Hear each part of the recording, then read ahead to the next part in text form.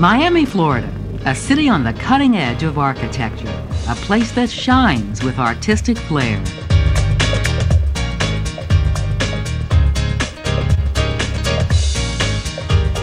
Sculptor Robert St. Croix is right at home in this hotbed of creativity.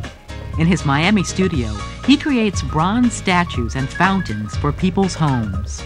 I like bronze because it's enduring, and I like it because it has a glow to it and a sense about it that most mediums don't. Like the metal he works with, Robert has fortitude. He began his career 30 years ago, selling his art on the street. We used to go down into San Francisco area, and I was a street artist, literally, one of the first. Within 2 years, Robert owned a gallery and had 6 people working for him. Over time, he expanded into bronze castings, and today, he owns his own foundry.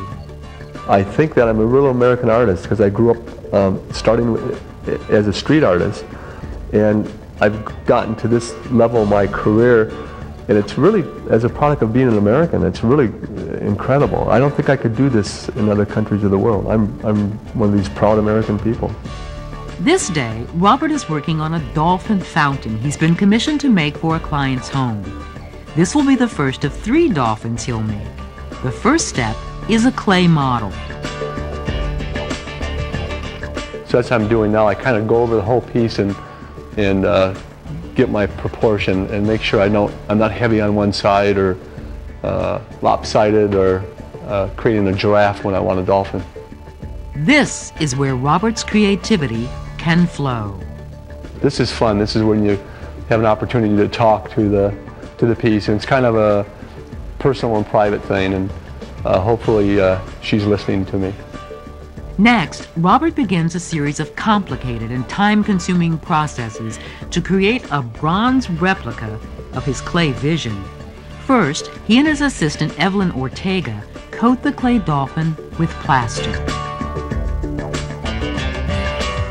They dip rags into the plaster to create a cast around the dolphin. It takes 20 minutes for the cast to dry. Once it does, the cast is pulled off in sections. Okay, it looks good. Let's go ahead and start waxing her up. Wax technician Brenda Hatfield brushes wax inside the shell, creating what's called the skin coat. As the wax dries, it forms to the contours of the plaster mold, creating a replica of the clay model Robert created. The plaster shell is pieced together and more hot wax is poured inside. Once the inside coat is 1/4 of an inch thick, the wax is allowed to cool and the plaster is pried off. There we go. This reveals the hollow wax dolphin inside. Evelyn then attaches a series of wax rods, called gates, to the dolphin. The gates will provide the path that the bronze flows through. The bronze will come into the cup, and it's going to travel in this runner here, fill the piece, and if there's any air entrapment, the air will come out the long vents here. Now that the gating system is in place, Robert takes the dolphin into the slurry room. Robert dips the dolphin into the yellow slurry, a ceramic material which will form a hard shell and can withstand extremely high temperatures. He then coats the dolphin with silica sand. This takes about a week. We dip it twice a day for 5 to 6 days. Then we take it outside and we put it in the kiln, burn the wax out, and we have an empty shell, and we put it upside down, and we pour the bronze into it.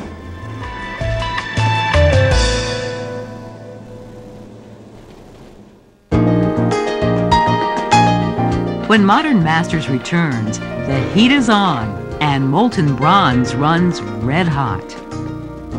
When Modern Masters continues.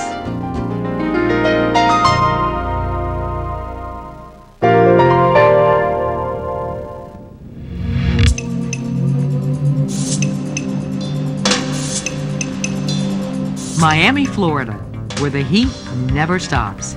Most people flock to the ocean to escape the heat, but Robert St. Croix is drawn to it. His passion is melting bronze to create realistic sculptures for clients' homes.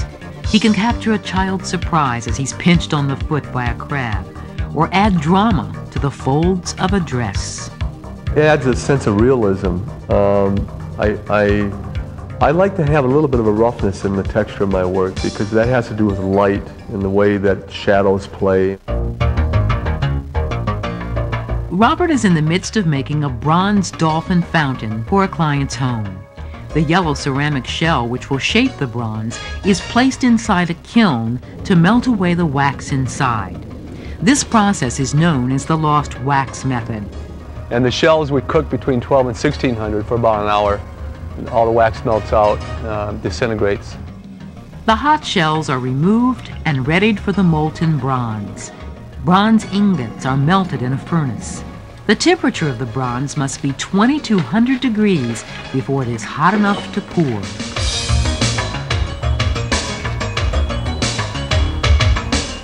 Once the red-hot bronze is poured, it cools quickly. Within half an hour, the ceramic cast is knocked off and the bronze dolphin revealed within. Looks good, huh? Great. We enjoy it because there's so much work that goes into the process to get to this point. That this is kind of, even though there's a lot of work ahead of us now, this is kind of like the 7th inning stretch. But it's a short stretch because the two halves of the piece must be welded together. Good fit. It's nice when they start to come together, the different pieces come together. This is only one of the 3 dolphins, and they all have to be welded and fit together. The dolphin is sanded and a patina added before it is completed. Altogether, it takes 2 months to build all 3 dolphins and install the fountain. But the lengthy process pays off. The completed sculpture captures the essence of dolphins, their arching grace, playful spirit, and wise eyes. They deliver the message that Robert tries to get across in all of his pieces.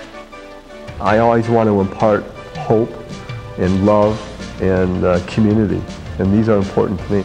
Robert has chosen a difficult medium to carry his message.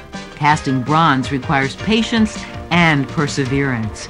But despite the difficulties, it's a material that allows him to convey both strength and kindness.